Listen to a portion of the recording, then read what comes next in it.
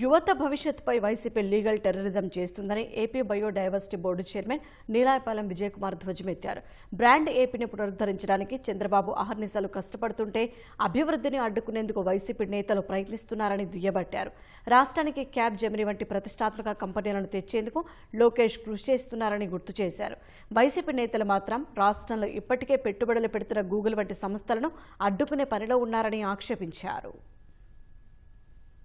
ఆంధ్ర యువత భవిష్యత్తుపై YCP legal terrorism.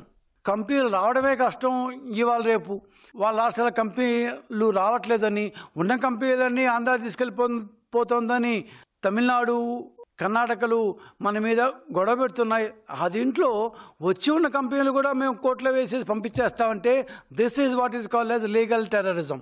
Google 1,35,000 కోట్ల రూపాయలతో దాదాపు 1,00,000 పైచులకు ఉద్యోగాలు ఇస్తాము అని చెప్తున్న ఆ కంపెనీని తరివేస్తామంటూ, మాకొద్దంటూ, ఇది ప్రజా ప్రయోజనాలకు విరుద్ధం అంటూ వైసీపీ చెప్తుంది అంటే ఈ రాష్ట్ర ప్రజలు ఏంగా చూడాలి ఆ పార్టీని? ఖచ్చితంగా లీగల్ టెర్రరిజం అనే వర్డ్ ఎందుకు వచ్చిందంటే బికాస్ వైసీపీ ఇట్లాంటి లీగల్లో ఊరికే కోర్టులో వేసేసి వాళ్ళని భయపించి గూగుల్ లాంటి సంస్థనే రానియకపోతే మేమే వస్తా ఉంటూ వాటికంటే చిన్న సంస్థలు భయపడిపోయి వెళ్ళిపోవాలని అంటే నువ్వు చేయవు, ఇంకోటి చేయకూడదు.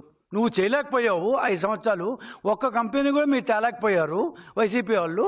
వేరే వాళ్ళు కూడా తేకూడదు. ఏమని తెస్తే వాళ్ళకి అవమానం కదా.